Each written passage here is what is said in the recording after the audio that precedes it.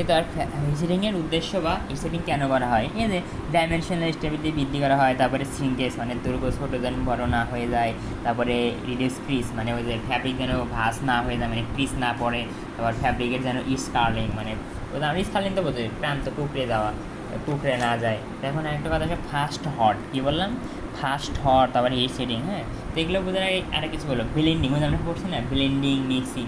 Blending মানে কি বলো, ব্লেন্ডিং মানে আসলে মিশানো, ব্লেন্ডিং মানে মিশানো, অর্থাৎ দুই বা মানে একের অধিক ফাইবারকে মানে একের অধিক কী বলবো দাঁড়াও, মানে ব্লেন্ডিং বলতে বোঝাইতেছে যে একের অধিক ধরনের অর্থাৎ একের অধিক ধরনের জিনিসকে মিশানো। হ্যাঁ, অর্থাৎ তোমার এখানে তো টেক্সটাইলের ক্ষেত্রে একের অধিক ধরনের ফাইবারকে মেশানো, একের অধিক ধরনের মানে একাধিক ধরনের ফাইবার, একাধিক ধরনের ফাইবারকে একত্রে মেশানোটাকে আমরা বলি ব্লেন্ডিং। একাধিক মানে কি, যেমন মনে করো পলিস্টারের সাথে কটন মানে পলিস্টার ফাইবারের সাথে কটন ফাইবার মিশালা, আবার মনে করো যে নাইলন ফাইবারের সাথে মনে করো কি নাইলন ফাইবারের সাথে জুট মিশালা, এরকম মানে একাধিক ধরনের ফাইবারকে মিশিয়ে কোনো কিছু তৈরি করা আর কি। হ্যাঁ, এই একাধিক ধরনের ফাইবারকে একত্রে মিশানোটাকে আমরা বলতেছি ব্লেন্ডিং। তাহলে ব্লেন্ডিং মানে কি, ওখানে একাধিক ধরনের ফাইবার থাকবে, যেমন কটনের সাথে জুট থাকতে পারে, আবার কটনের সাথে মানে কটনের সাথে পলিস্টার ফাইবার থাকতে পারে, এরকম মানে একাধিক ধরনের ফাইবারকে মিশাতে হবে। তো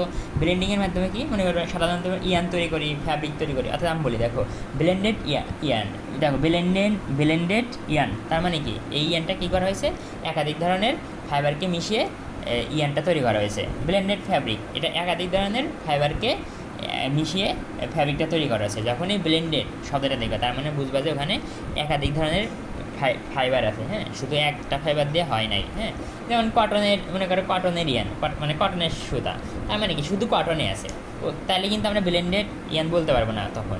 আর যখনই ব্লেন্ডেড ইয়ান বলবো তার মানে বুঝবা ওই সুতার ভিতরে মানে একাধিক ধরনের ফাইবার আছে, কিছু ধরনের কটন ফাইবার আছে আর কিছু ধরনের মনে করে জুট ফাইবার আছে, এরকম। হ্যাঁ, মানে একাধিক ধরনের ফাইবারকে মিশিয়ে আর কি কোনো কিছু তৈরি করাকেই বলতেছি ব্লেন্ডিং।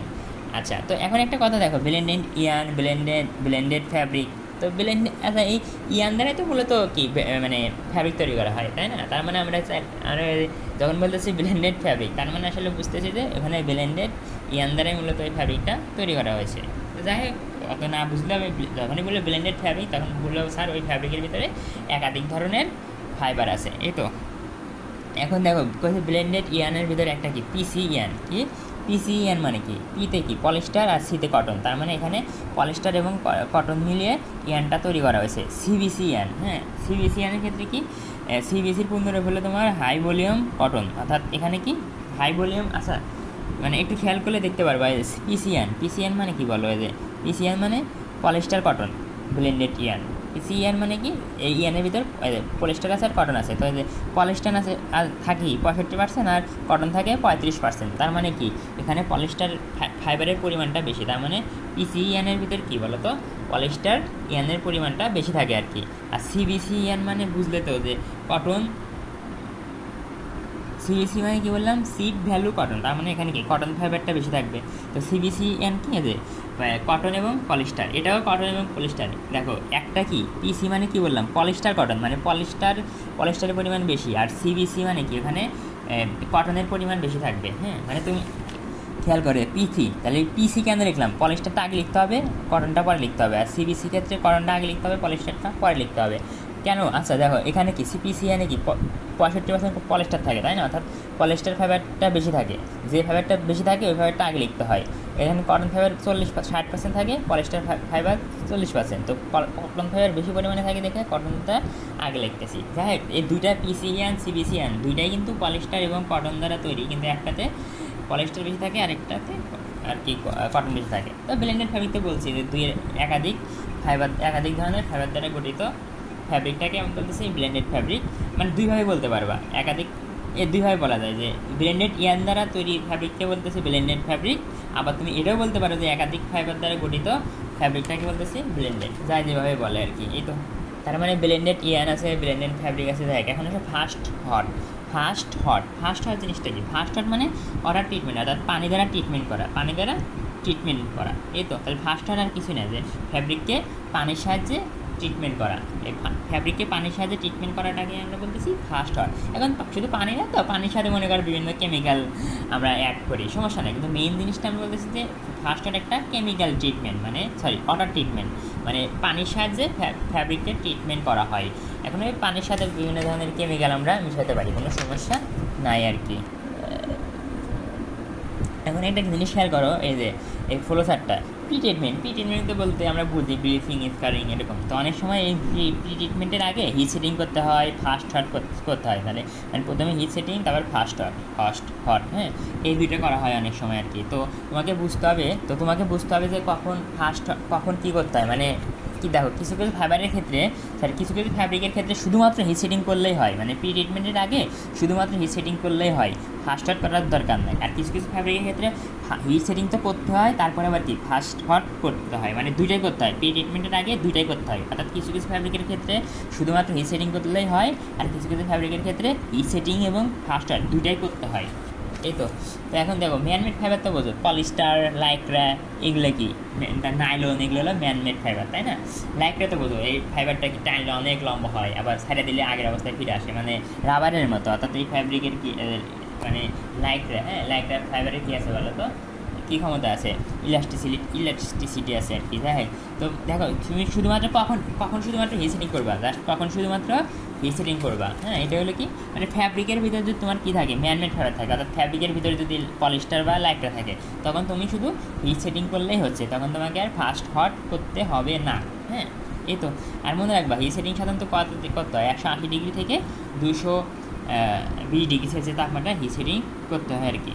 তো দেখো হিট সেটিং মানে কি, তাপ দেওয়া। তো যখন তাপ দিই তখন কি ওই মেশিনে, মানে চেম্বারের ভিতরে কোনো পানি থাকে, মানে হিট সেটিংয়ের ক্ষেত্রে পানির কোনো কাহিনী নেই, জাস্ট তাপ দেওয়া। তো তাপ দেওয়া তার মানে কি, একটা কি শুকনা প্রসেস, এই জন্য হিট সেটিং হলো একটা ড্রাই ট্রিটমেন্ট আর কি। তার মানে পরীক্ষায় আসবে যে কখন তুমি ফার্স্ট হট করো, তো কখন তুমি হিট সেটিং করবা, যখন ফ্যাব্রিকের ভিতরে ওই যে ম্যানমেড ফাইবারগুলো থাকবে, তখন আমাকে হিট সেটিং করতে হবে। এখন কথা হলো যে কখন ফার্স্ট হট করবা, ফার্স্ট হট কখন করবা, যখন এই যে ম্যানমেড ফাইবারযুক্ত ব্লেন্ডেড ফ্যাব্রিক থাকবে। অর্থাৎ ব্লেন্ডেড ফ্যাব্রিকের ক্ষেত্রে আমাদের কী করতে হয়, ফার্স্ট হট করতে হয়।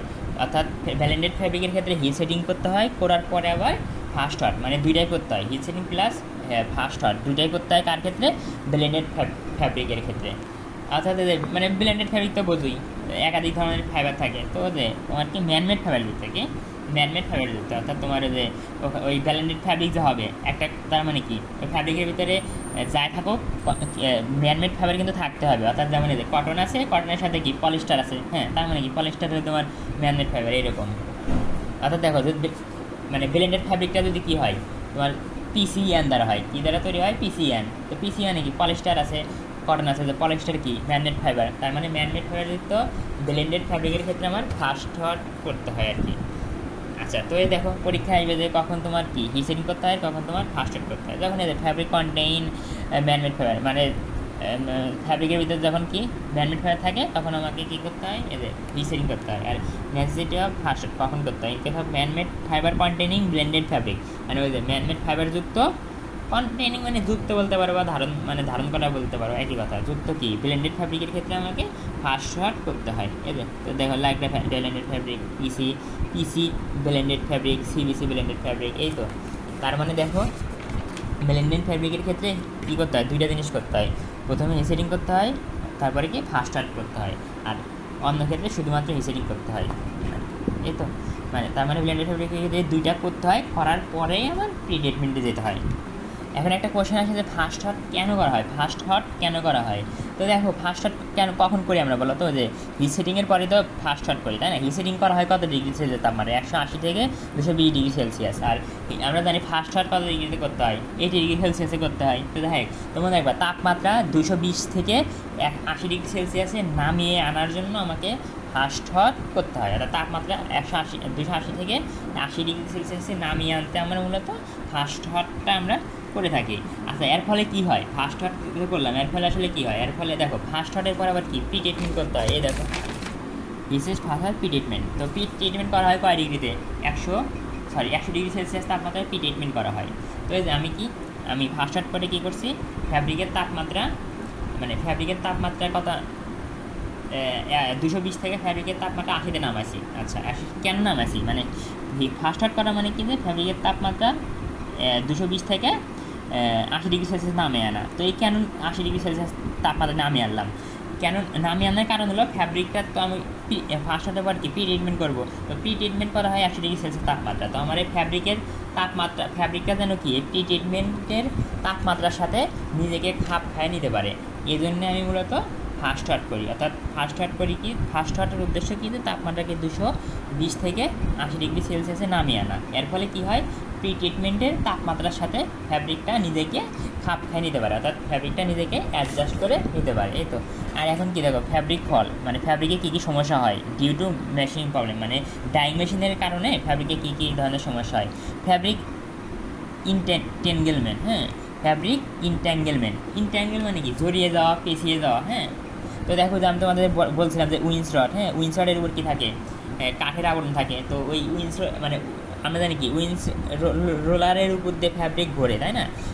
উইন্স রোলারের উপর দিয়ে ঘোরা মানে কি উইন্স রডের উপর দিয়ে ঘোরা, তাই না। তো উইন্স রডের উপর দিয়ে যখন ঘরে তখন এই উইন্স রড এবং ফ্যাব্রিকের সাথে কী হয়, সংঘর্ষ হয়, মানে ফ্রিকশন হয়, হ্যাঁ। ফ্রিকশনের ফলে কি এই উইন্স রডের উপর যে কাঠের আবরণ থাকে এটা কিন্তু ধীরে ধীরে কী হয়, ক্ষয় হয়।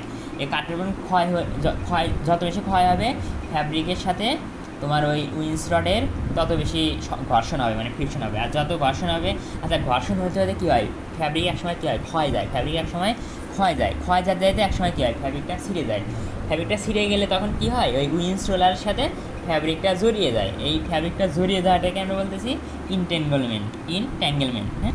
অর্থাৎ ওই যে ইনট্যাঙ্গেলমেন্ট বলতে আমরা বোঝাচ্ছি কি, ফ্যাব্রিকটা ছিঁড়ে গেল, যে কী হলো, ওই তোমার উইন্স রোলারের সাথে একদম জড়ায় পেঁচায় গেল, ওটা হলো তোমার ইনট্যাঙ্গেলমেন্ট। এই যেমন এটা বুঝেছি, দেখো এই যে ফ্যাব্রিকটা কি উইন্স রোলারের উপর দিয়ে এরকম ঘুরতেছে, ছিঁড়ে যায় নাই। এখানে দেখো এই যে ফ্যাব্রিকটা ছিঁড়ে গেছে, এই যে ফ্যাব্রিকটা কী আছে বলো তো, এই ডট দ্বারা বুঝেছি ফ্যাব্রিকটা ছিঁড়ে গেছে। তো ফ্যাব্রিক ছিঁড়ে গেলে কী হবে, ফ্যাব্রিক ছিঁড়ে গেলে এরকম, মানে ফ্যাব্রিক ছিঁড়ে গেলে ওই উইন্স রোলারের সাথে এরকম জড়ায় পেঁচায় যাবে। তো দেখো এটা তো গেল, আবার আরেকটা ক্ষেত্রেও কী হয়, এই ইনট্যাঙ্গেলমেন্ট সৃষ্টি হতে পারে।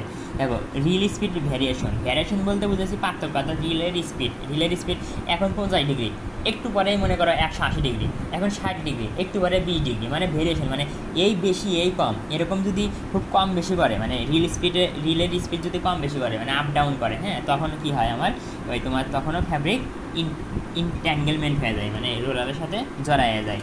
ওই জন্য ফ্যাব্রিক স্পিড যেন খুব বেশি ভেরিয়েশন না হয়, মানে 70 আছে একটু বারে 71-72 হতে পারে, কিন্তু 70 এত সমস্যা নেই। কিন্তু 70 থেকে 1 লাফে 80-তে গেল, মানে 120-এ গেল, তাহলে তো ইনট্যাঙ্গেলমেন্ট হবেই, এই তো। তারপরে ক্রিস মার্ক, এটা তো আসলে বলার কিছু নাই যে ফ্যাব্রিক এবং ইনস্টলারের ইনস্টলারের ভিতরে আমরা জানি কি ঘর্ষণ হয়, এই ঘর্ষণটা যদি অধিক পরিমাণে হয় তখন ক্রিস মার্ক হয়, এটা তো বলার কিছু নাই। ফ্যাব্রিক কোয়ালিটি ডিগ্রেডেশন, হ্যাঁ, ডিগ্রেডেশন মানে কি খারাপ হয়ে যাওয়া, ফ্যাব্রিকের কোয়ালিটি খারাপ হয়ে যাওয়া। যেমন ফ্যাব্রিকের ভিতরে গর্ত সৃষ্টি হলো, মানে হোল সৃষ্টি হলো, এদের ভিতরে বুঝলাম ফ্যাব্রিকের ভিতরে হোল সৃষ্টি হলো, তার মানে কি, আর ফ্যাব্রিকের কোয়ালিটি খারাপ হয়ে গেল। ফ্যাব্রিকের ভিতরে যদি গর্ত হয় তখন ফ্যাব্রিক কেউ কিনবে না, তার মানে কি ফ্যাব্রিকের কোয়ালিটিটা খারাপ হয়ে গেছে। তো কেন ফ্যাব্রিকটা ফুটো হয়ে যাবে বলো তো, কারণ ওই যে উইন্স রোলারের সাথে যদি বেশি পরিমাণে ঘর্ষণ হয় আর কি, হ্যাঁ। আচ্ছা, তো মনে রাখবা রিল স্পিড যত বেশি হবে ফ্যাব্রিকের সাথে তত বেশি ঘর্ষণ হবে, আর যত বেশি ঘর্ষণ হবে তোমার ওই যে ফ্যাব্রিকের ফুটা হওয়ার সম্ভাবনা কিন্তু ততই বেশি।